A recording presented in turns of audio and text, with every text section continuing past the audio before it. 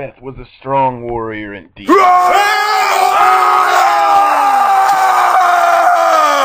We find this scene with Macbeth and Banquo deep in the woods on their way to meet the king.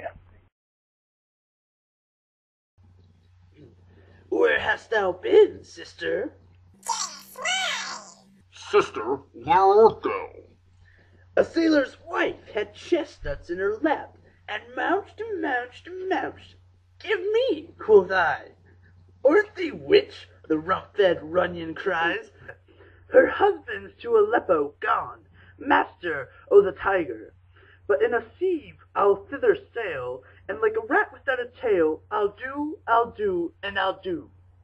I'll give thee a wine. The art kind. And I another.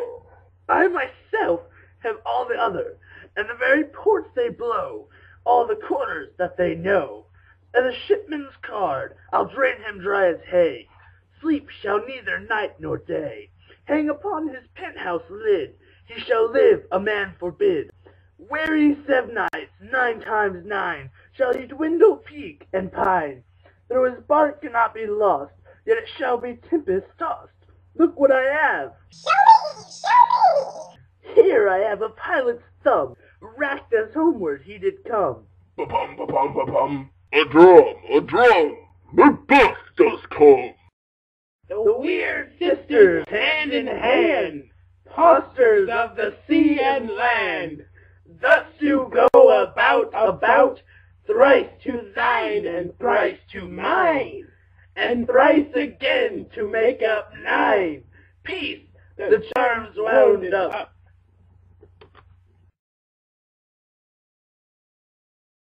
So foul and fair a day I have not seen. How far is these to forests?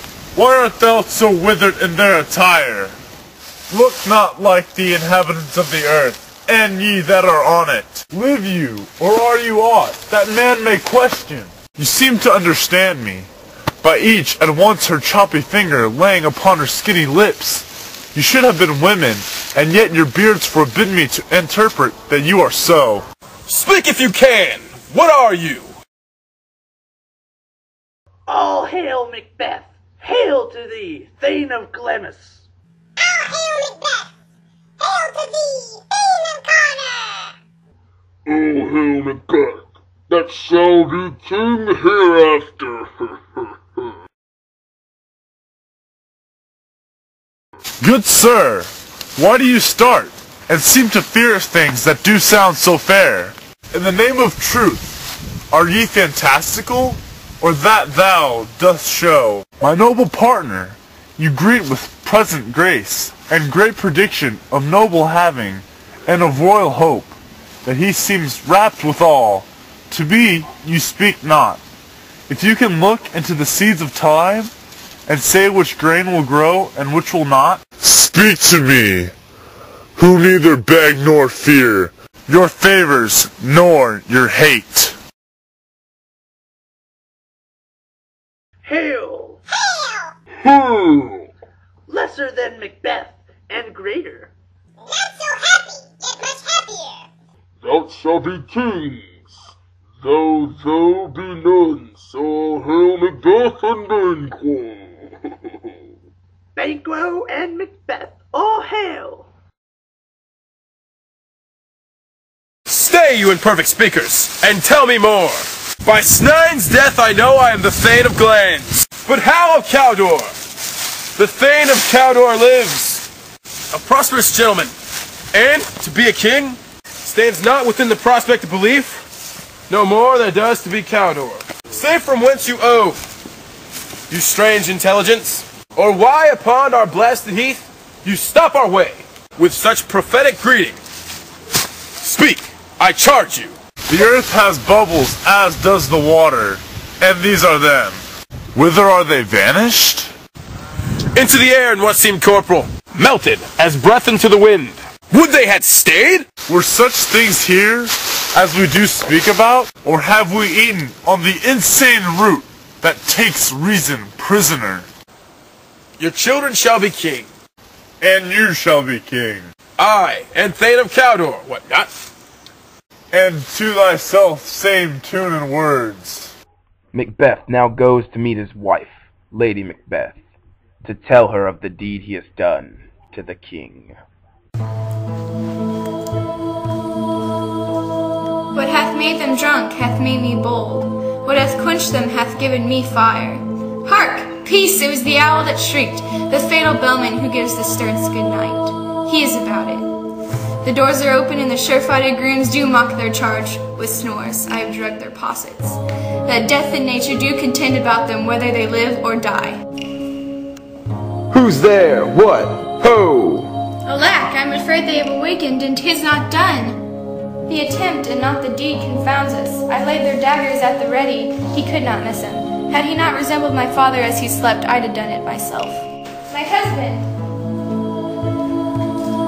I have done the deed. Didst thou not hear a noise? I heard the owl scream and the crickets cry. Did you not speak? When? Now. As I listened. I. Hark! Who lies in the second chamber? Donnelly. This is a sorry sight. A foolish thought to say a sorry sight. That they did wake each other, and stood and heard them. But they did say their prayers and addressed them again to speak. There are two lodged together. One said, God bless us, and amen.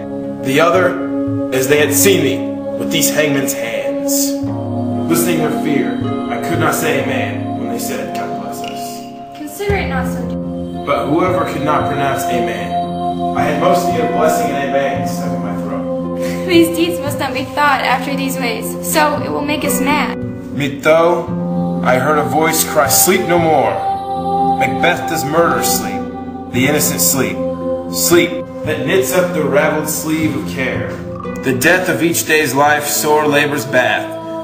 Balm of hurt minds, great nature's second course. Chief nourish in life's feast. What do you mean? Still it cries, sleep no more, it's all the house. Clamus hath murdered sleep, and therefore Carter shall sleep no more. Macbeth shall sleep no more. Who was it that cried out? Oh, worthy Thane, you do unbend your noble strength to think so brain-sickly of things. Go, get some water and wash this filthy witness from your hands. Why did you bring these daggers from their place? They must lie there. Go, carry them, and smear the sleepy grooms with blood. Macbeth, now fearing that his friend Banquo's son will become king, has people go kill Banquo and his son.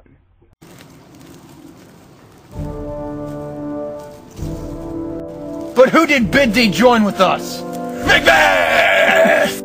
He needs not our mistrust, since he delivers our offices, and what we have to do, to the direction just. Then stand with us. The west yet glimmers with some streaks of day.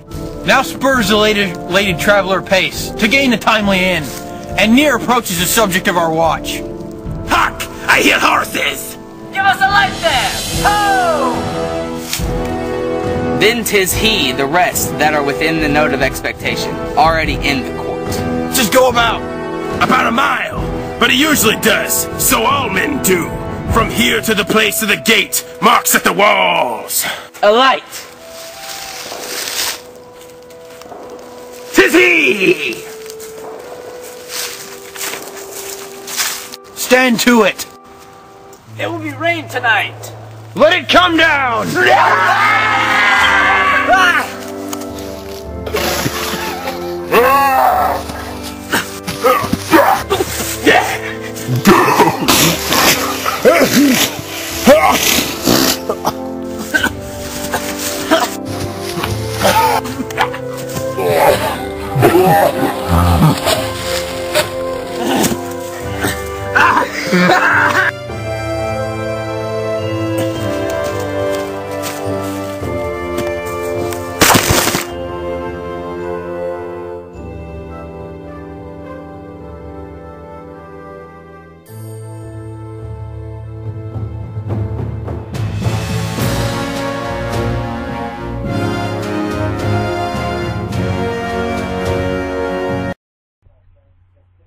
We now find Macduff and Malcolm deep in the wood of England, together planning to destroy Macbeth.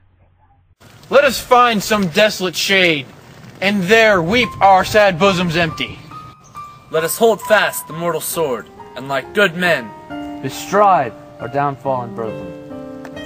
Each new morn, new windows howl, new orphans cry, new sorrows strike heaven on the face, that it resounds as if it felt with Scotland, and yelled out like syllable of dollar. What I believe, I'll wail. What I know, believe. And what I can redress, as I shall find time to friend, I will. That you have spoke, it may be so perchance. This tyrant, whose sole name blisters our tongues, was once thought honest. You have loved him well. He hath not touched you yet. I am young, but something you may deserve of him through me, and wisdom to offer a poor, weak, innocent lamb to appease an angry God. I am not treacherous. But Macbeth is. A good and virtuous nature may recoil in an imperial charge, but I shall crave your pardon. That which you are, my thoughts cannot transpose. Angels are bright still, though the brightest fell. Through all things foul would wear the brows of grace, yet grace must still look so. I have lost my hopes. Perchance even there where I did find my doubt. Why in that rawness left you wife and child? Those precious motives, those strong knots of love, without leave-taking. I pray you, let not my jealousies be your dishonors. You may be rightly just, whatever I shall think. Please, please, poor country, great tyranny, lay thou lie, base is sure. For goodness dare not check thee, wear thou thy wrongs, the title is aferred. Fare thee well, Lord. I would not be the villain that thou thinkest, for the whole space that's in the tyrant's grasp, and the rich east to boot. Be not offended. I speak not as in absolute fear of you. Our country sinks beneath the yoke. It weeps, it bleeds, and each new day a gash is added to her wounds. I think withal there will be hands uplifted in my right. And here, from good gracious England, have I offer of goodly thousands. But, for all this, when I shall tread on the tyrant's head, or wear it on my sword, yet my poor country shall have more vices than it had before, more suffer, and more sundry ways than ever, by him that shall succeed. What should he be? It is myself I mean, in whom I know all the particulars of vice so grafted that, when they shall be opened, black Macbeth will seem as pure as snow, and the poor state esteem him as a lamb, being compared with my confineless harms.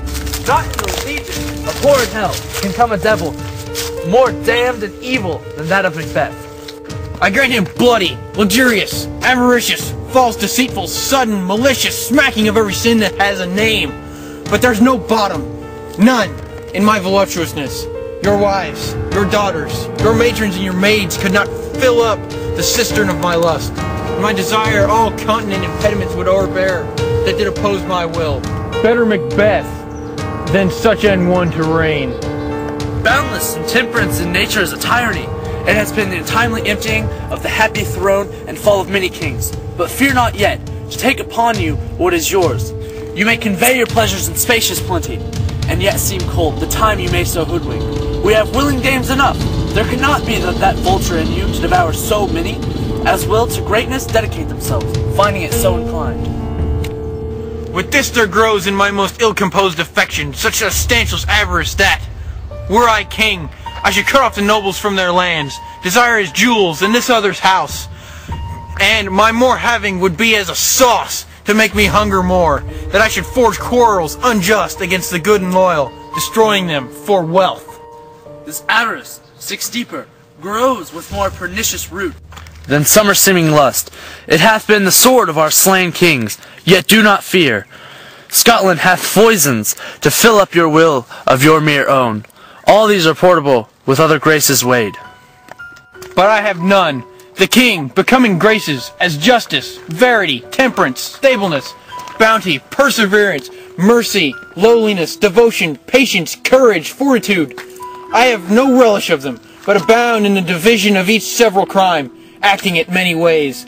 Nay, had I power, I should pour the sweet milk of concord into hell, uproar the universal peace, confound all unity on earth. O Scotland! Scotland! If one such as be fit to govern, speak.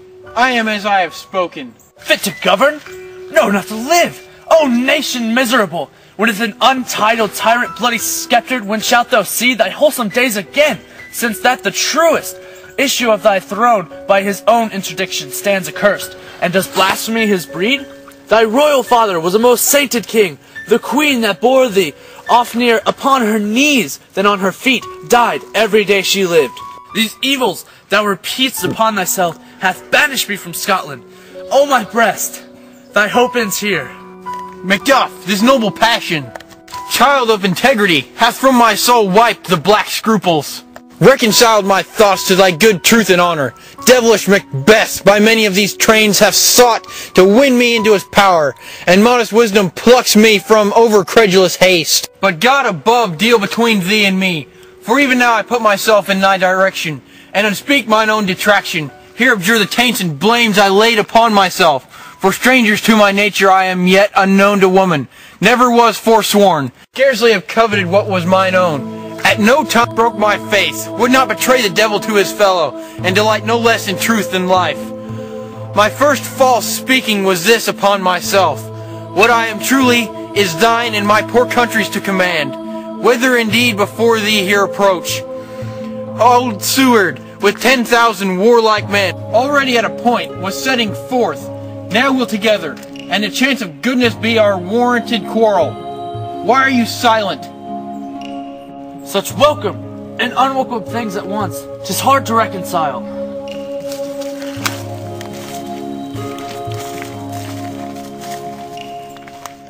Macbeth, left by his entire army, is now found outside of his castle, waiting for his own certain death.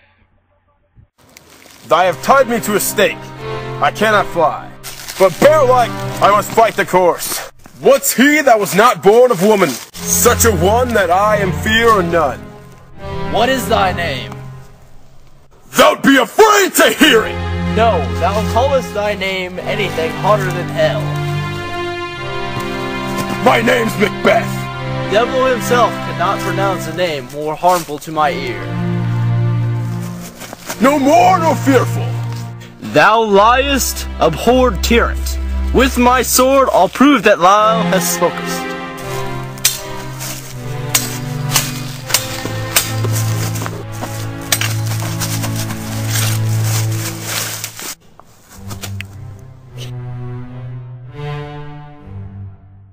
Thou was born of woman, but swords I smile at, weapons laugh to scorn.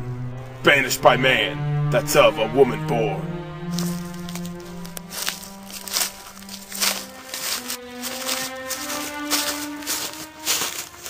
Why should I play the Roman fool and die on my own sword, whilst I see lives, the gashes, do better upon them? Turn, hellhound, turn!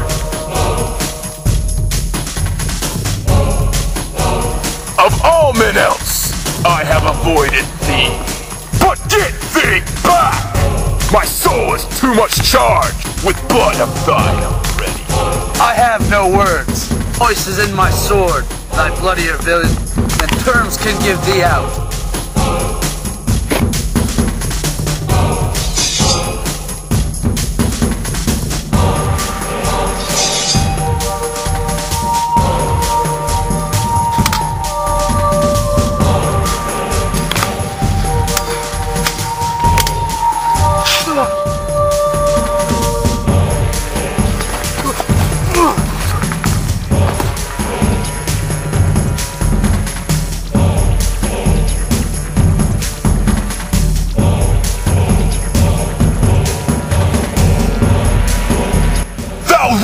Labor, as easy mayst thou intrenchant air, with thy keen sword impressed, as make me bleed. Thou fall thy blade on vulnerable crest. I bear a charmed life that must not yield to one thy woman born. Spare thy charm, and let the angel, who thou still hast served, tell thee, Macduff, was from his mother's womb untimely ripe. Accursed be that tongue that tells me so! It hath cowed my better part of man, and be these juggled fiends. no more believe, that palter with us in a double sense, that keep the word of promise to our ear, and break it to our hope. I'll not fight with thee. Thy yield, ye coward, and live to be the show and gaze off time. We'll half thee like our rare monsters are, painted upon a pole and underwrit. Here may you see the tyrant. I will not yield. To kiss the ground before young Malcolm's feet, and to be baited with the rabble's curse. Through Burnham Wood, come through Dunsinane. And thou opposed of being no woman born. Yet I will try, alas, before my body I throw my warlike shield. Lay on, Macduff, and Dan be him that first cries, hold enough.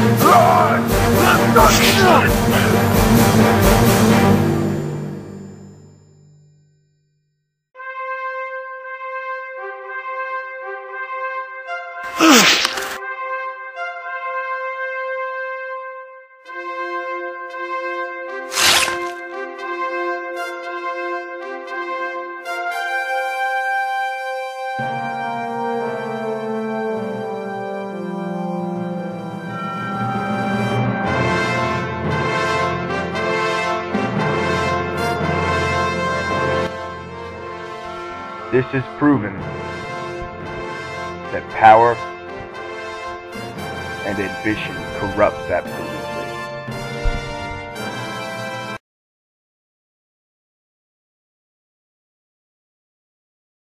We burned all the witches, we set the world on fire. We sang with candles in our hands. This could be an anthem of what we're coming to. Giving guilty credit to we cast out the demons and we'll drink it all around. We stand, no one to be found. And I could be the prophet of the unholy truth. Never mind the thing my soul was in. Been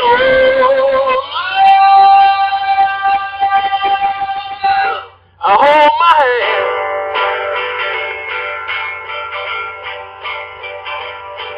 And